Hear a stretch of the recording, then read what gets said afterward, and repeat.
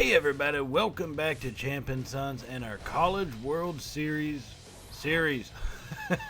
that we have got going on. We are about a month into the season, give or take, and we are at home as the Longhorns taking on the Texas Tech Red Raiders here in front of our home crowd. Our season, like I said, I've simulated a lot of it, so it's not ideal right now, right? We're sitting at 13-13. But we got a good opportunity today. We got Brian Silva on the mound. He's got 5 starts. Only a 2-0 record with a 3.77 ERA. But he has gone 31 innings and only given up 25 hits. So that's a definite positive to look at. And I think he can be a pretty good show for us here in this one. So we're going to get this thing underway. He'll be facing off against Rocky Schaefer, who's got 9 stolen bases for the Red Raiders offense. Now the first pitch is going to be fouled off for a strike here, so the 0-1 count. That second pitch is delivered. It's going to be a pop-up just at the edge of the grass and the dirt. Louisiana comes over and makes the easy catch there, and that's going to be out number 1 in this game. Now we're going to take a look at the Red Raider lineup. Sidney Roper and Michael Clemente round out the top 3 with Anderson, Bautista, and Pack in 4, 5, and 6. Then Kobayashi, Merrill, and Kevin Black at shortstop round out the bottom 3. So Sidney Roper sporting a 236 batting average with 2 home runs on the season. Not too shabby, but he does obviously get on base. So I don't want to dance around him too much. We do like to go at hitters, but we still have to be careful with this kind of guy. That first pitch does fall into the zone for a strike. 0-1 is the count, and here comes pitch number 2. And that's going to be a little liner over to right field. It will get past Gomez, who tried to go for it, but just could not get it. And that will fall in for the first hit for the Red Raiders here this afternoon. Now Michael Clemente is going to come to the plate, batting .279 on the season. Not a whole lot of speed over there at first base, so I don't think we have to worry too much about a home run. Clemente with an .824 OPS, 1 home run, and 9 RBIs so far. Pretty good start to the season for the Red Raiders. They are a little bit ahead of us, 3rd in our conference here, but they are only 14-12. So we're talking a 1-game difference, something we can get them tied up here if we put on a good performance today. Now the 1-1 pitch is going to be fouled off by Clemente down the right field side. That's going to make it a 1-2 count as Silva comes to the motion and winds up and throws that one home. It's going to get in there, and he does swing through it. He tried to hold back. Clemente could not do it, and he will be out number 2 and strikeout number 1 for Silva in this game. So that's going to bring up cleanup hitter Ernie Anderson sporting a .305 batting average as he watches that first pitch come in. And Silva has got something a little extra going on this fastball today as he is hitting the triple digits with just nailing out at 100 right there. Now, 91-mile-an-hour slider, that is nothing to be slouching at. That is a tough slider to hit, and it comes in and out of that zone real quick. So the 0-2 delivery is going to be grounded over to third base, and fields it easily and gets it on to first base, and that's going to be out number 3. So we will escape with giving up the 1 hit, but no runs in the top of the first.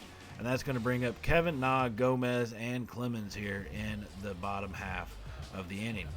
We will be facing off against left-handed pitcher Derek Liss. He's got 5 starts, a 3-1 record with a 1.83 ERA, giving up 28 hits and 11 walks and 21 strikeouts in just over 34 1/3 innings. So a pretty good outing so far for this season for Liss. He is a sidearm pitcher, so his release is a little goofy, but it is something we're going to have to get used to. Now, Kevin batting .200 on the season, has worked his way into the number 1 spot of the lineup, trying to get him going, find a spot for him to be a little bit more successful, and maybe we can get our offense a little bit of a spark going. He lets that first pitch go by just on the outside of the zone. That is going to bring the count to 0-1. And the 0-1 delivery is going to be a hard line drive down the right field side, but it will fall down foul just as it got close to the wall there. But it comes foul, and that's going to make the count 0-2.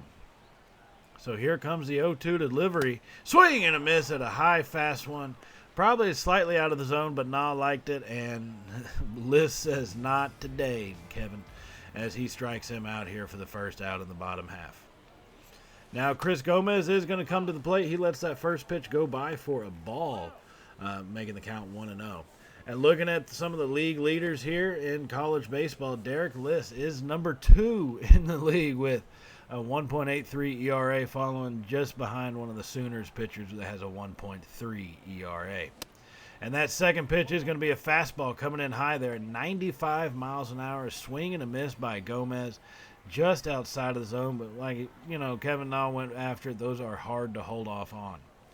So the 1-1 pitch is going to be lined down the left field side. Gomez, he should be able to turn this one into a double. He's rounding first and will be up standing into second. A wild throwback comes in. And that's going to be a standing double, as they did have to chase Gomez back. Looked like he wanted to go for third after that poor throw, but he will stick with his double. And the Longhorns may have something working with a runner in scoring position already. Gomez just timed that one up beautifully and was able to put a hard hit, maybe a little too hard, going out there to left field, as that ball probably took a good bounce off that wall for the Red Raiders and allowed them to get that throw in.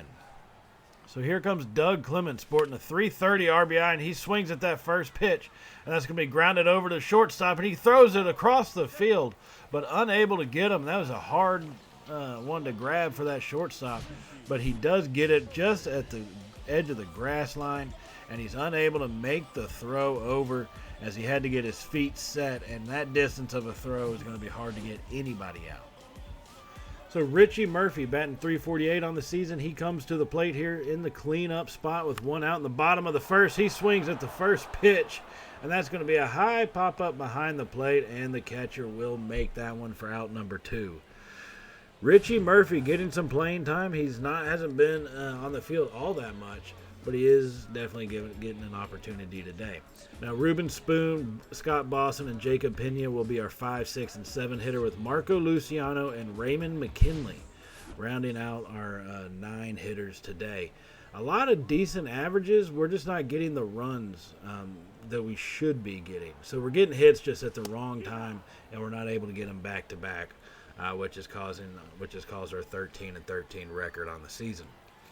Now Spoon lets that first pitch go by for a strike on the inside, and the 0-1 delivery hits the zone just low. It looked like it may have been a little too low, but they're going to call that one a strike and make it 0-2.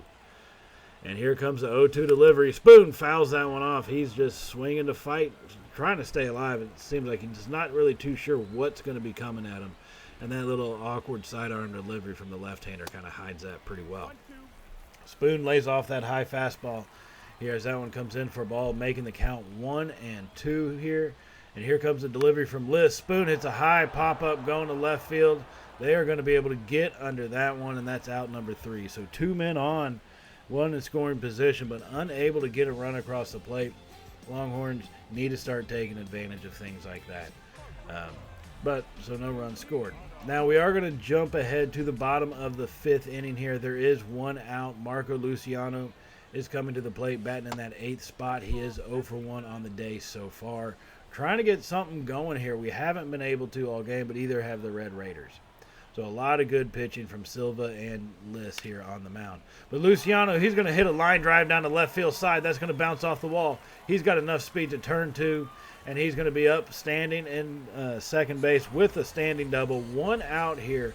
Luciano blasts that one to left field. That's going to be his 5th double on the season. And just a great timing on that one to put a hard hit over there to left field to come back and get a double here with one out. Now Raymond McKinley has been one of our better hitters, more solid with runners in scoring position. He's going to come to the plate 0 for 1 on the day, letting that first pitch go by for a strike here, making the count 0-1. So Liss comes home with the pitch, and McKinley, he hits a line drive deep right center field. That is going to get down, and a run is going to score. McKinley, he's going to be around first. He should be able to turn this one into a triple. He's going for third, and the throw comes in. McKinley slides just in front of it. It's going to be a triple, and 1 RBI triple for McKinley. His 2nd triple on the season. A great hit into the gap there in the outfield, and the outfielders for the Red Raiders had no chance of getting that one at any point soon. They did a great job of grabbing it and that turn and the relay to get it into third, but it was just a step behind them. McKinley does have too much speed for that. So Kevin Na is going to come to the plate, 0 for 2 on the day. One out here in the top of the 5th inning. He hits a little blooper just past the dirt line. And that's going to be out number 2. So real quickly here, we're down to 2 outs now in the 5th inning. We have a man 90 feet away from home. We have to find a way to get him to come across. Now Chris Gomez comes to the plate here, 1 for 2 on the day. He hits a hard ball to third, hard grounder to third, but they scoop that one up and throw it over to first easily. That's out number 3. Now, 1 run does score, but we left another man on base, McKinley. A hard hit triple there to right center, and that's going to bring around the runner to score, Luciano, and we will have the lead 1-0. Now we're going to advance up here to the bottom of the 6th inning as we are facing reliever now, Giancarlos Amoros. Ruben Spoon is to the plate, and that first pitch gets past him. 0-1 is the count. The Longhorns do have 2 guys on here. And a big opportunity. Spoon now checks his swing on the second pitch, and they're going to say he held off. It came in just at the bottom portion of the zone, but they do call it a ball. So 1-1 is the count here. 2 men on in the bottom of the 6th inning, no outs. Amoros delivers a 1-1 pitch down low and away. That's going to be for a ball once again. So 2-1 now. Spoon got ahead of him. He can wait for a decent pitch here. As Amoros gets set, checks the runners, and he's going to come home with it. Spoon! Big blast to left field, no doubt about it. It's gone. 3-run blast by Ruben Spoon. That ball was shot out of a cannon off his bat, and that's going to extend our lead now to be 4-0 here. 105 miles per hour was the exit velocity. That ball traveled around 382 feet there to dead left field. And no doubt about that shot. He saw it coming, and he racked that one all the way around. And that's going to be a massive, gap filler for us in extending out this lead and trying to make it so we can get within outside of at least a grand slam from the Red Raiders here. So still in the bottom of the 6th inning, Boston with a big hit down to dead center field. They're chasing at the warning track, and they'll make the catch right at the wall. As Scott Boston got around on that one, perfectly timed out hit, it sounded like, but unable to let that ball fall. So 1 out now here in the bottom of the 6th. Jacob Pena comes to the plate, 0 for 2 on the day so far. Amoros delivers a pitch, a hard hit ball down to the third base line. It's going to be fair, rolling into the outfield. He's rounded first. He's going for second. A close play, slides in head first, and Pena is going to be safe there at second. His 8th double of the season. Longhorns offense is still pushing forward. They are still trying to be aggressive here, even with the 4-0 lead here in the 6th inning, trying to continue to add on to that. Now Marco Luciano comes to the plate, scored the run earlier in the 5th inning. He's 1 for 2 on the day here, lets that first pitch go by low out of the zone for a ball. 1-0 is the count to Luciano. So now Amoros comes to the stretch, fires that pitch home. He hits it to the right side. That's going to be picked up by the second baseman, thrown over to first for the easy out. And so that will be another man down for the Longhorns here, but the runner does advance over to third. 2 outs here in the bottom of the 6th, and one man 90 feet away from adding on to this lead. Raymond McKinley comes to the plate looking for another RBI, 1 for 2 already on the day. Lets that first pitch go by for a ball, making it 0-1, or for a strike actually. 0-1 on the inside edge. So the 0-1 delivery by Moros. He hits a liner shot up the center, and second baseman makes a great play to field that one and gets the throw over to first for the 3rd out. But Ruben Spoon, damage done, 3-run blast over the left field wall, and that's going to make it a 4-0 ball game here.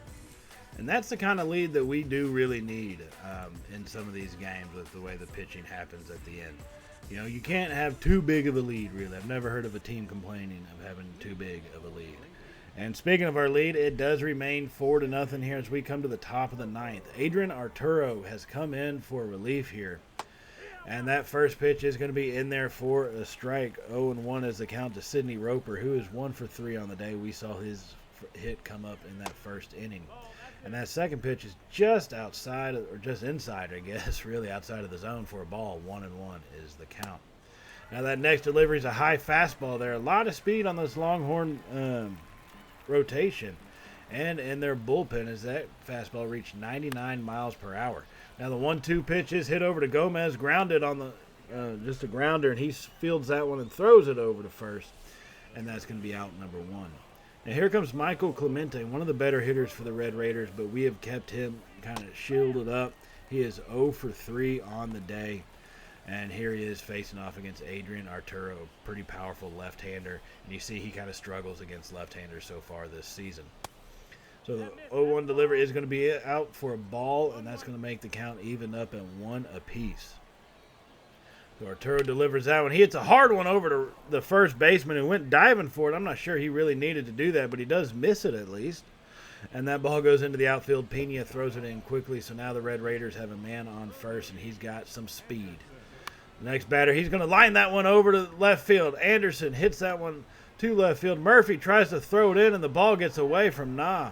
That could have been a close play, but I think he probably still would have been safe at third. So now the Red Raiders have something going. They got runners at the corners as the Longhorns check their bullpen and start getting their closing pitcher warmed up just in case they need him.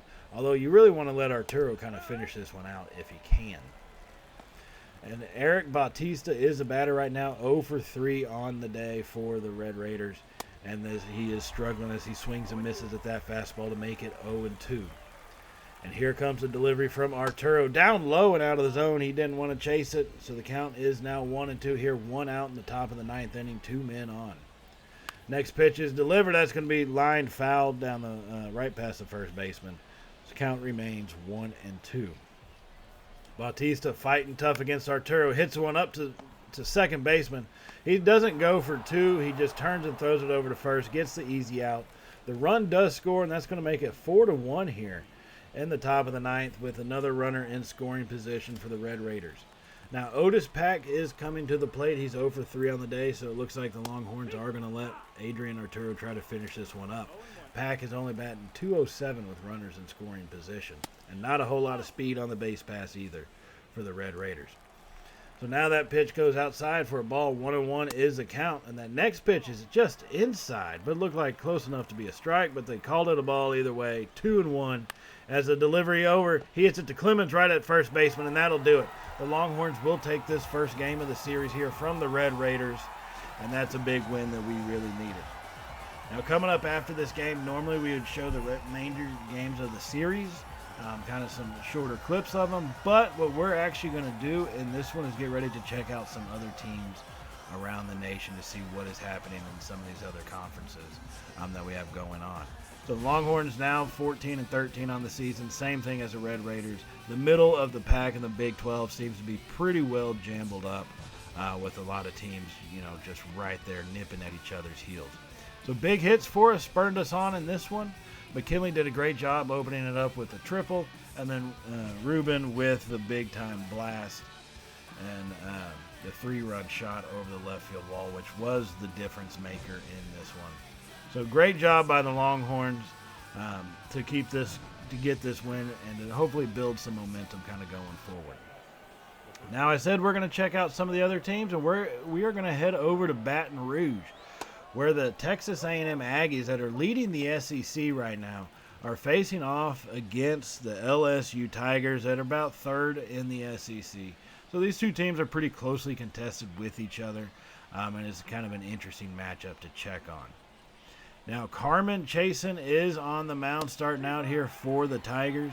He's had a pretty good season so far, and right now he's doing okay, but he's got himself in a little bit of a bind as the Aggies have a man on first and third, and only one out here in the top of the second. Chasen has Joe Macias at an 0-2 count, delivers that pitch just outside. That's going to be for a ball, making 1-2 now. So Chasen checks the runners and then comes home with a pitch. That's going to be down in the zone, but they called that one a ball as well. So everything is even up, 2-2. Macias fighting, hanging in and fighting tough. Chasen delivers that one home. Macias grounded over to first base. They're going to try to turn 2 as they throw it up, but he does make the catch, and they will get the double play here. So the Aggies will remain scoreless here in this game. Now Mark Gaudino is at the plate for the LSU Tigers as they also have 2 men on, nobody out here in the bottom half of the second inning. As Richie Burris is the pitcher for the Aggies today. He's also got a pretty good record there. But one hit one way or another at any point of a game can change everything drastically. And Mark Gaudio is trying to make that happen. And he hits a blooper over to left field. That's going to be high and it's going to be caught. Is it far enough away to prevent him from scoring? And it was not. Great job getting the ball in. And so nobody does score on that one. And now Nolan Gorman comes to the plate with one out here for the Tigers. He's batting a .289 on the season. Hits a grounder right up the middle back to the pitcher. An easy out over there. So 2 men still on. Seeing if now the Aggies can escape out of this inning just like the Tigers did a minute ago. Zane Hartley comes to the plate batting .292 on the season, trying to improve that. As a pitch comes in, he hits a hard liner down the right field side, but it does fall foul, and that's going to make it an 0-1 count. Burris gets set at the 0-1, checking the runners, and comes home with the pitch, and that's going to be a high fly ball to left field, kind of in no man's land, but the second baseman does chase it down, and that's out number 3 here in that one, so the Tigers are scoreless in that inning.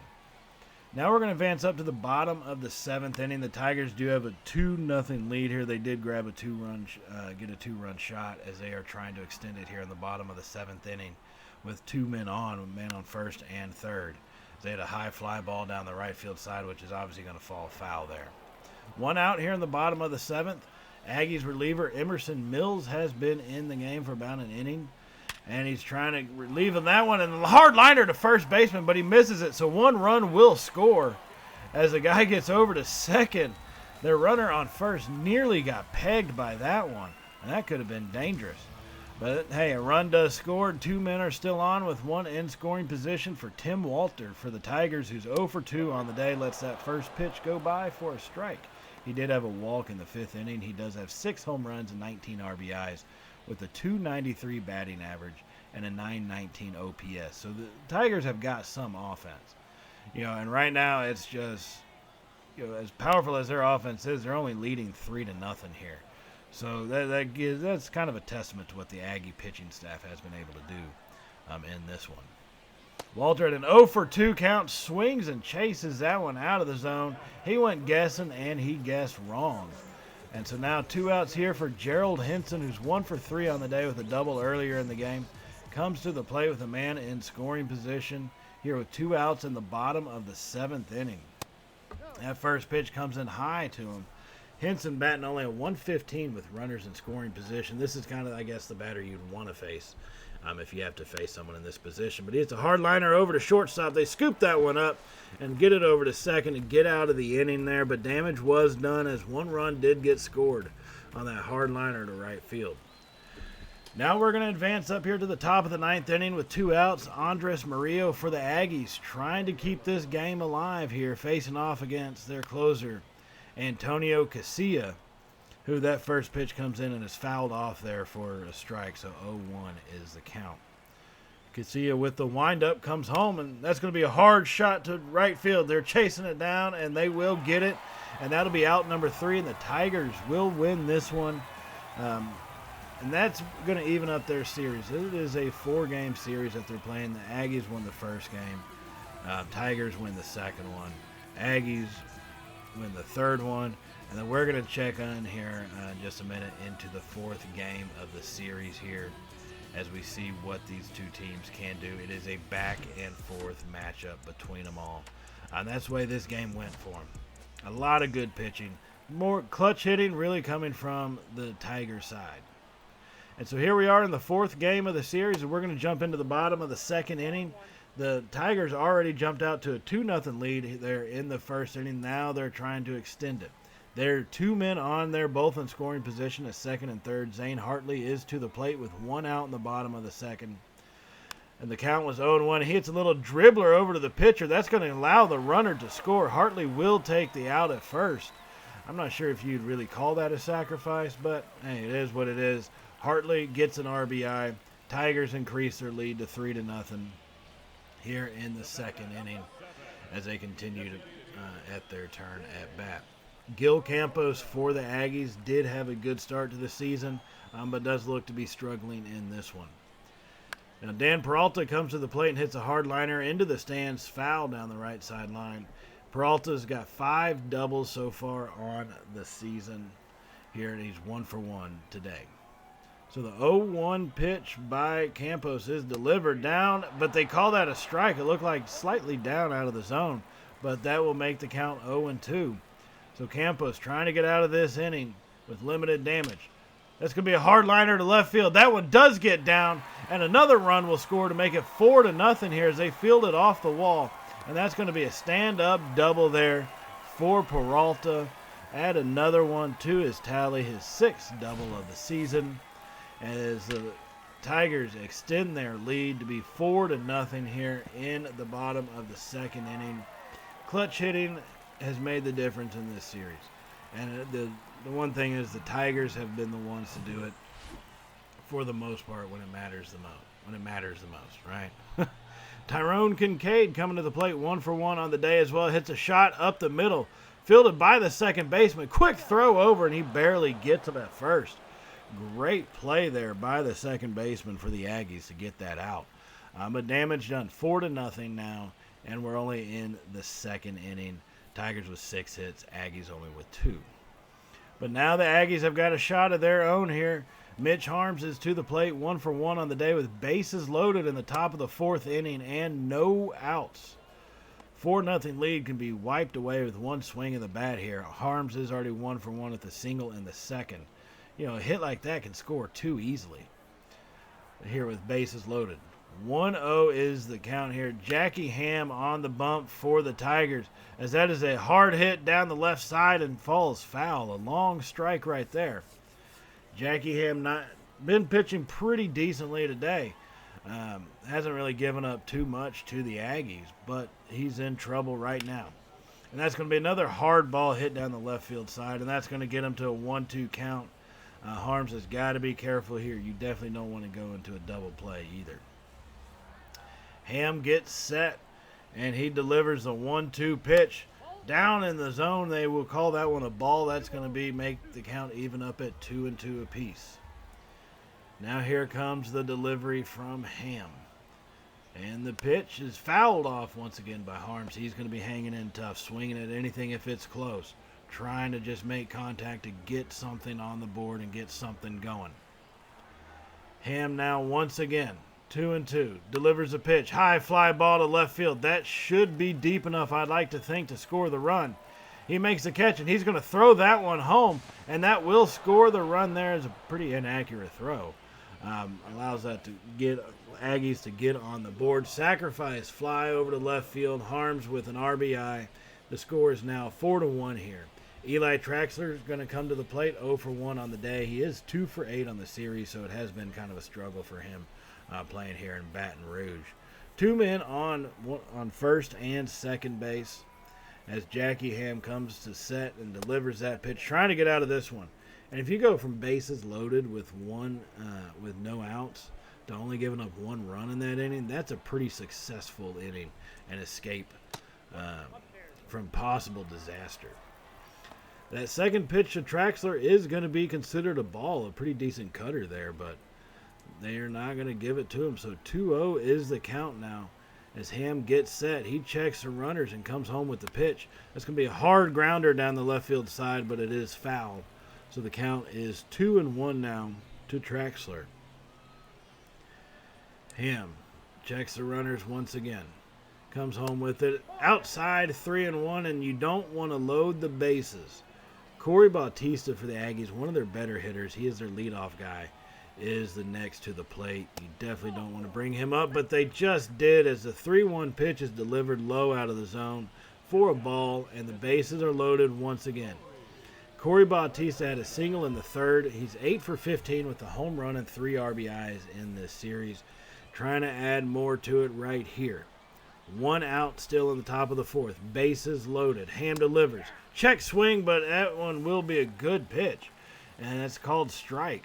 So 0-1 is the count now to Bautista. So Ham checking all the runners. First, second, he's got a lot of runners to check on before he delivers this pitch, but finally comes home with it just outside. This umpire is not giving much on the outside edge. I will say that. A little low, he's called some that are surprising, but not much on the outside. Does not want to give an inch there. Ham now with a 1-1 delivery. It's going to be fouled off by Bautista. He's got him to 2 strikes. And, man, that's half the battle right there in facing a batter like Corey Bautista. Just get him to 2 strikes, and hopefully he makes that mistake on a pitch and swings. 1-2 delivery, fouled off once again. A hard shot down the left field side, but nowhere near in play. So the count does remain 1-2 here in this one. And he's going to check up again on a pitch out of the zone, but he can't hold it back.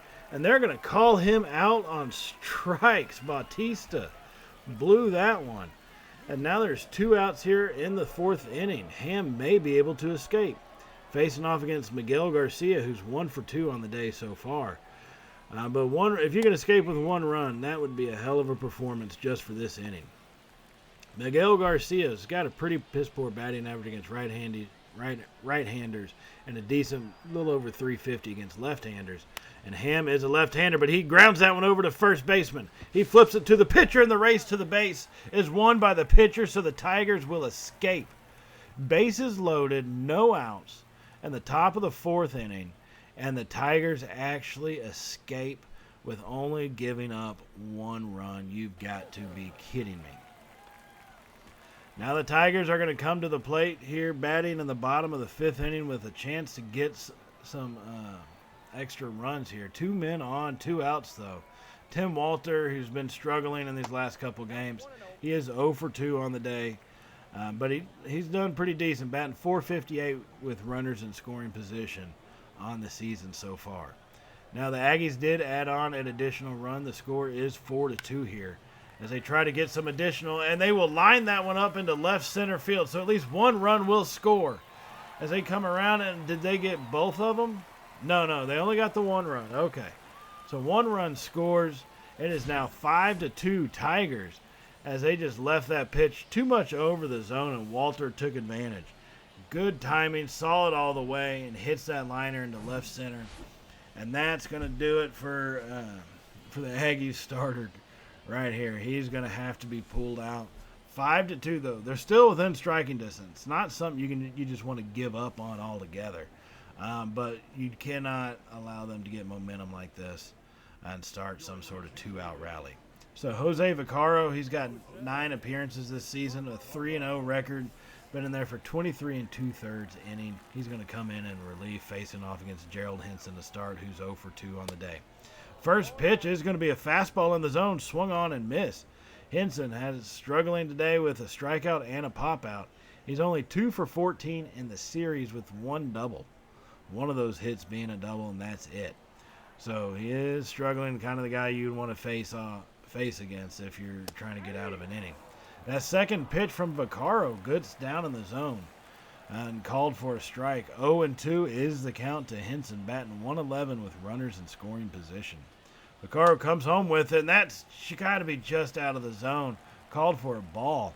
Didn't chase it either. 1-2 now is the count to Henson. Vaccaro checks the runners. He comes home with it, fouled down the right field line. Came behind just late on that pitch, a 96-mile-an-hour fastball. Caught him off guard, it looked like. So now here comes the 1-2 delivery once again here in the bottom of the 5th inning. It checked it up. They said he did not go. You've got to be kidding me. Bautista did not get that credit, but they gave it to Henson. Maybe a little bit of home cooking happening here in the show. 0-2 Henson checks up again, but he can't hold back. Too obvious on that. They will call him out. And so the Aggies give up 1 run here in the bottom of the 5th inning, and that would kind of start a little waterfall for the Tigers as they now lead 8-2 here in the top of the 9th inning. Their offense did explode. Edgar Cruz is in relief, facing off against David Peltier, who's 1 for 3 on the day, and it looks like he's going to be 1 for 4, as he will be the 3rd and final out of the 9th inning. The Tigers win Game 4 of the series to tie this one up. 2 good teams in the SEC coming to play in this 4-game series and leaving evened up 2-2 apiece. Both teams had opportunities, at least in the first 3 games, to claim all of them, but they had to split it. That just shows you what kind of teams these guys are, and what kind of force they are going forward. So a lot of good matchups here. In our next episode, we'll probably be looking at, I would say, some Big Ten teams along with a Longhorn game. And so we'll see how that kind of shapes out. Now, I will say if you have not hit the subscribe button, definitely do hit that button. And if you did like today's video, give us a thumbs up, as it really does help out the channel. And we're getting into the College World Series time anyways. Conference tournaments are happening this upcoming weekend. If you're excited for the College World Series, getting ready to start, give us a thumbs up as well. Now, on that note, hit that little bell icon so you can be notified of all Champ and Sons content, as we're going to try to keep this series running for quite a while, as long as we can at least, and see what we can make of it. And with that, everybody, I will see y'all in the next episode. So as always, stay safe, and well, y'all know how it goes by now, right? Later, y'all.